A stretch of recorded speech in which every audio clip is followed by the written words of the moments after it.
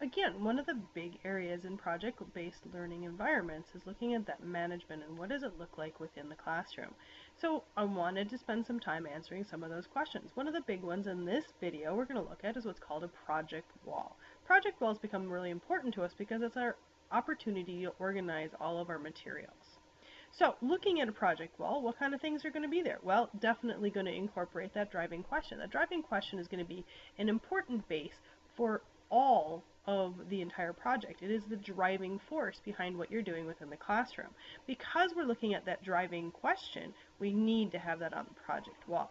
That project wall is also going to include a list of questions that become need to knows. What kind of things do I need to know to be able to do this project? I have every class complete this in order to be able to have it a living, breathing document. The other ideas that are really important to have on there are words or concept lists, things that you're actually going to be covering as you go through the project, the ideas that are the basis behind where the project is coming from.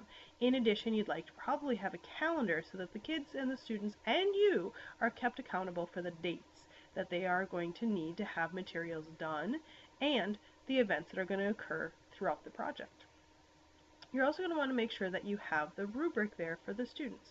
Right away, you're going to want to make sure that the students have an opportunity to see what it is in that rubric that you are going to be grading. What are you going to be assessing when you're looking at this? Whether this be content standards, whether this be 21st century standards, it is the same assessment that we're looking at. We're incorporate all the pieces. Now, those rubrics can look a little bit different, and we can spend some time we spend a little bit more time in rubrics when we look at the assessment piece rather than looking at it in management. The other thing you might want to have, now some people really like to have exemplars or sample projects and like to put them out there for their students to see. I'm not as huge a fan of this. Sometimes I like it and sometimes I don't. Depends on the project. What I find is for myself that students often try to mimic or copy what else has been done previously rather than having the time to be able to create their own. So oftentimes sample products for me is not as beneficial as I would think it is. Other times an exemplar can be very useful for students to be able to complete a project. So having that on a project wall is also an important piece. Project walls can be in lots of different forms. One of the forms is just on a bulletin board, or maybe just on old sheets of paper. In the old days, I feel old when I say that, in the old days, I used to do this on the wall. I would actually physically have paper up and put it up on the wall, and they'd have it and they'd go to it and they'd look at it. They couldn't take it, they couldn't use it, but they did have an opportunity to look at it. Today, instead, I don't quite do the same thing anymore. I have all sorts of documents, and those documents are going to be stored digitally.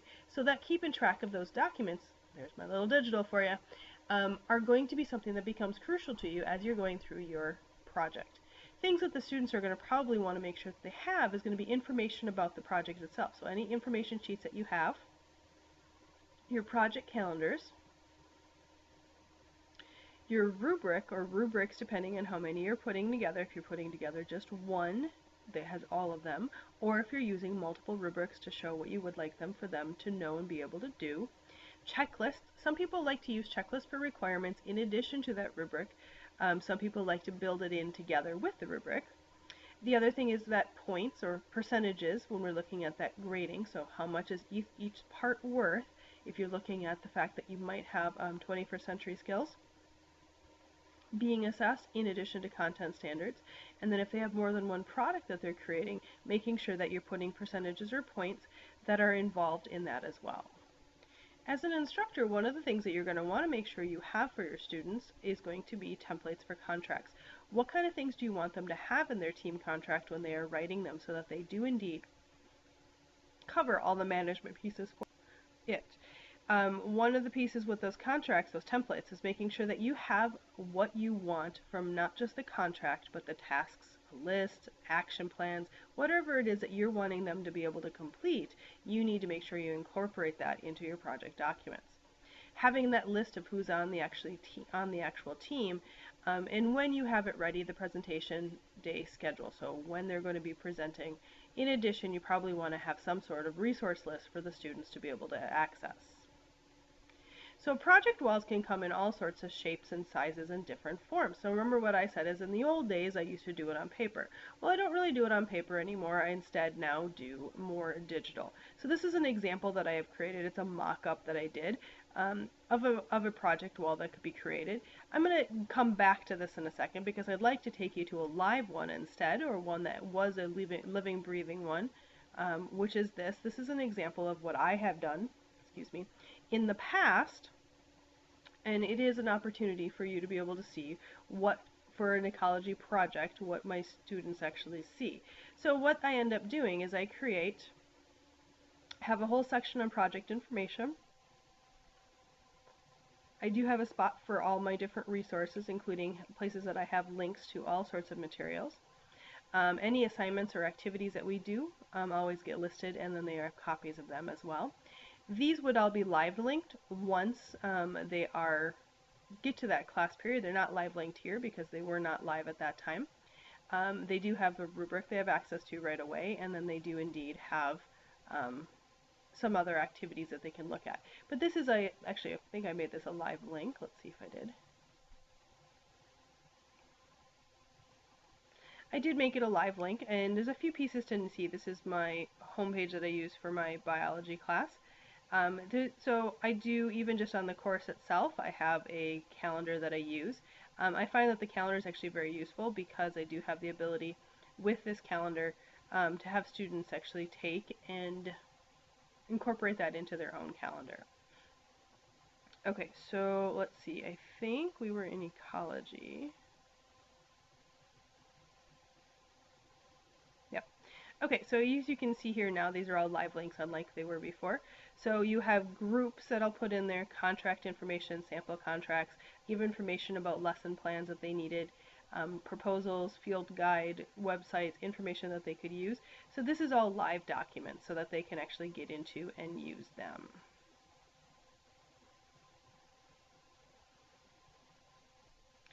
So this mock-up gives you an opportunity to see just kind of what kind of things you can do.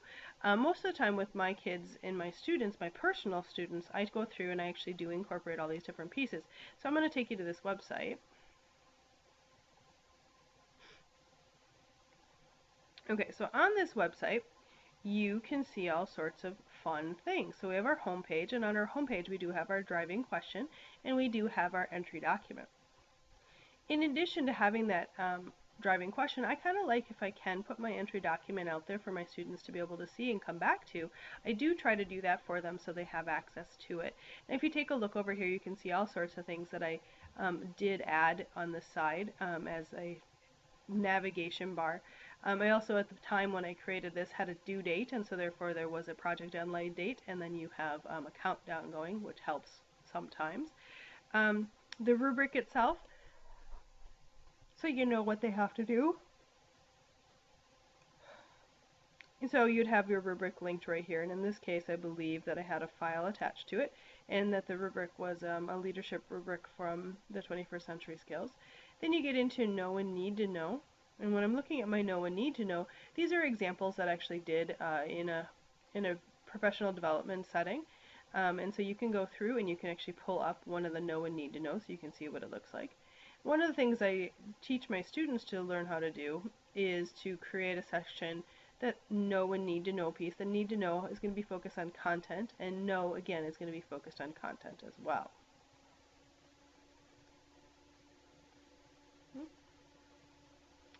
Okay, other things, there's your calendar. Again, just like before, you can give that access, so then they have the ability to add that calendar to their own personal Google Calendar. Gives them an opportunity to have it set and ready for them.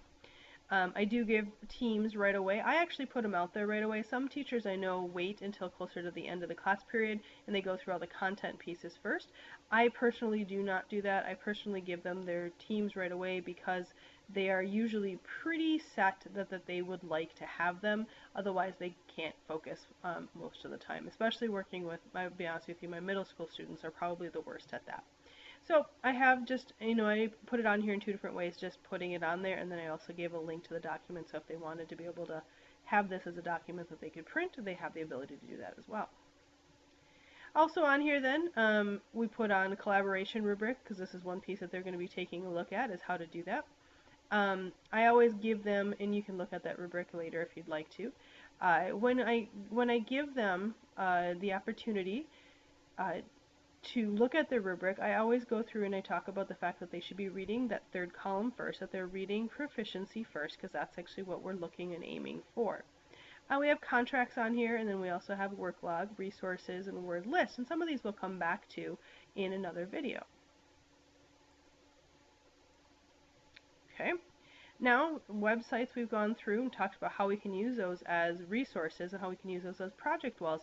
This is actually one of the biggest things for me is in staying organized, is having that project wall for students to be able to access their materials and to be able to get what they need without me having to print off a bunch of stuff and not having to continually give it to them. So I try to give this to them as an opportunity for them to be able to use it.